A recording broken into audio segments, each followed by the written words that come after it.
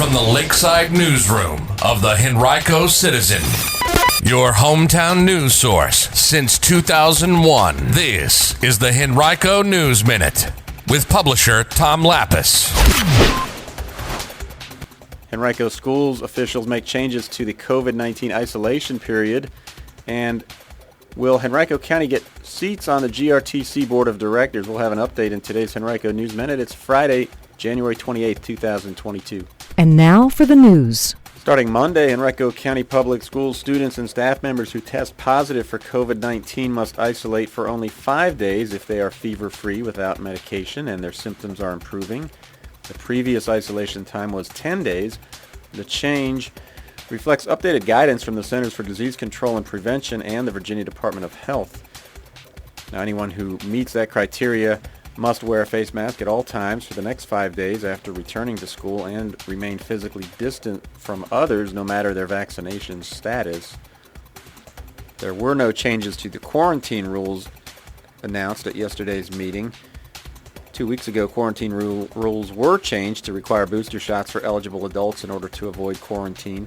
The school system refers to isolation as people who test positive for COVID-19, while quarantine refers to people who were exposed to someone else who has the virus.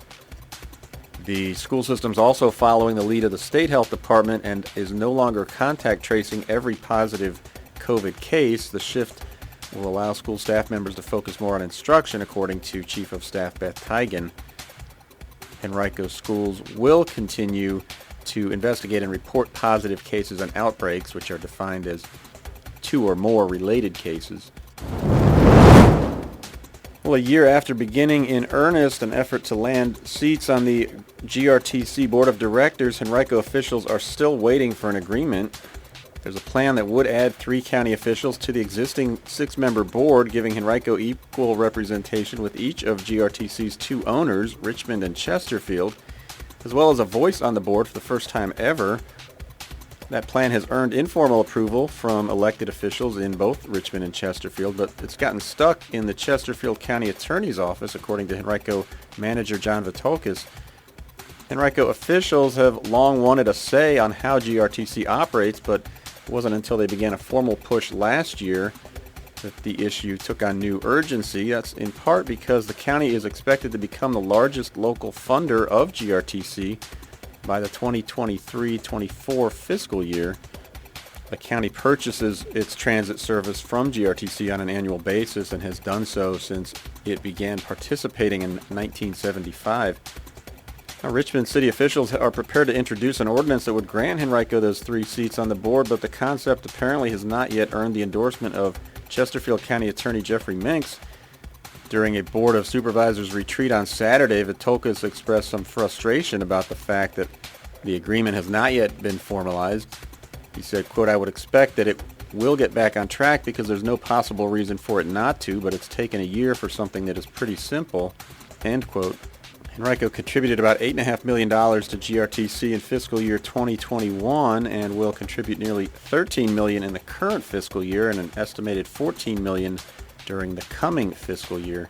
Vitolkas said he hopes to be able to name 2 members of the Board of Supervisors and 1 county staff member to the GRTC board if the agreement ultimately is approved. You can read more about this topic on henricocitizen.com right now. Snow is forecast later today and tomorrow morning, and because of that, the community vaccination centers and community testing centers in Henrico, Richmond, and Chesterfield will close at 4 p.m. today. That's early. And they'll also remain closed all weekend.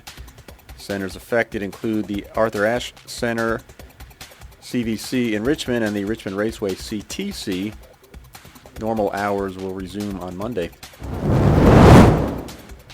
About 1,300 acres of the Malvern Hill Battlefield in eastern Henrico is now preserved by the National Park Service following Richmond National Battlefield Park's acquisition of 371 acres of land there from the Capital Region Land Conservancy.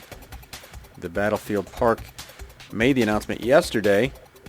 Malvern Hill was the site of the culmination of the 7 Days Battle during the Civil War in 1862. It's one of the best preserved Civil War battlefields in Virginia. The newly acquired acreage brings into the national park the leftmost end of the primary Union infantry position atop the hill and also preserves two ridges from which Union cannons fired. For the second time this week, a traveler's been arrested at Richmond International Airport after trying to bring a weapon onto an airplane. This time it was a Sandston woman who brought a 9mm handgun loaded with 7 bullets to the airport's security checkpoint in her carry-on bag. But TSA officials found it, confiscated it, and airport police cited the woman on a weapons violation. It's the third time overall this month that a weapon has been stopped at a checkpoint at RIC. That happened 20 times last year.